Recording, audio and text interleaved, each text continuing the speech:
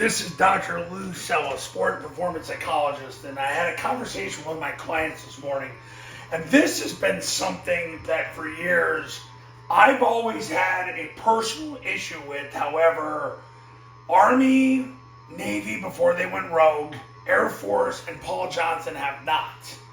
Although Paul Johnson really never did much of this. But, okay, so they all believe that when you get number one over the guard as a B gap defender, number two as a C gap defender, and an overhang, the A back arcs the overhang, and the tackle will veer inside along with the guard, and they will cancel the mic to the free safety. Okay, Paul had that drawn up in the 90s with mid-triple, and he didn't run a lot of mid-triple in his career, but he had it drawn up. Air Force, they're okay with it. Army, they've been okay with it. With Navy, before they went, communist, they were okay with it.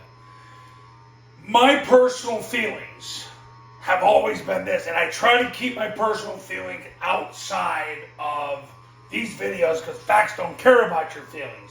But let's use some common sense. But before I do that, I'm going to give you what the answer I got years ago was.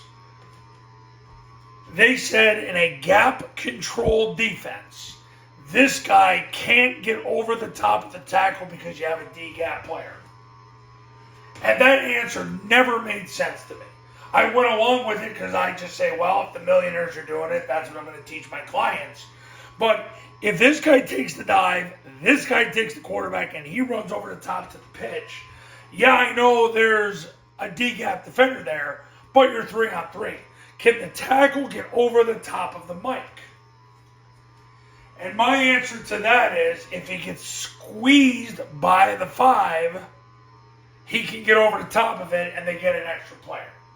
Okay, so the debate. Army, Navy, Air Force, Paul Johnson all say do it. I'm saying this to you right now. I do not believe this is an adequate way to control the mic because they can scrape, exchange it, and beat you 3-on-3. So you're going to say, well, Dr. Cella, how do we handle this? How you handle this is by running midline as a two-way option. Now, I know a lot of you just got excited because you love midline as a two-way option so much you would marry it if you could. It's not something Air Force runs anymore. Army, we'll see how much they do it this year, but mid-lead versus 4-2, now you can control the mic. Because if they scrape exchange and the mic runs over the top, he's going to get blocked by one of the A-backs. Or he runs himself out of the play if he takes the pitch because it's a two-way option. The tackle fans, the guard veers inside. If the backer runs over the top, he doesn't chase him, he replaces him and blocks the safety. They ace the backside, back call. Backside tackle scoops.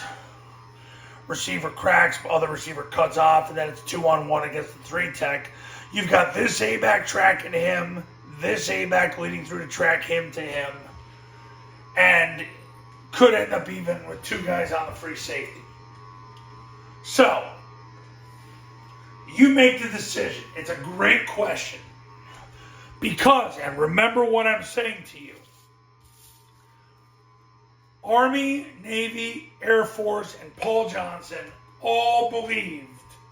Now, Navy's past tense because they're commies now, but they all have it drawn up that the tackle can veer inside to the mic because the thought was, where's the mic going to go? It's a gap-controlled defense. So, that never made logical sense to me. But if they're all doing it, I always went with what they did. So I have to question what they said to do because if he takes the dive, he takes the quarterback, he gets over the top to take the pitch, the chances are he's not going to get there. None of them seem to worry about it.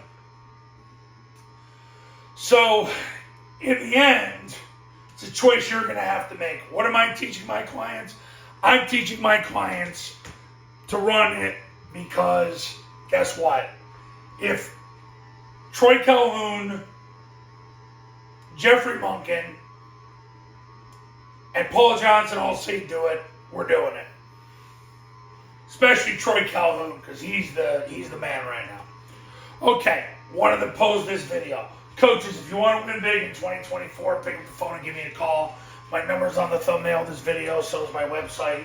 The Triple Option Football Academy and Triple Option Football Academy camps are going to show you how. Go to tripleoptionfootball.com/testimonials. You can see all the success stories that have come from the camps and the academy. I'll see you later.